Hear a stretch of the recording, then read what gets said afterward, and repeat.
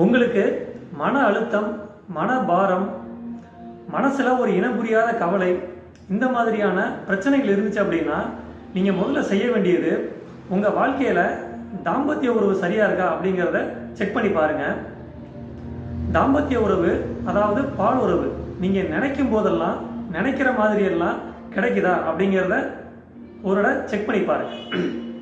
ஏன் அப்படின்னா பால் உறவுங்கிறது ஒரு கொச்சையான உணர்ச்சி கிடையாது.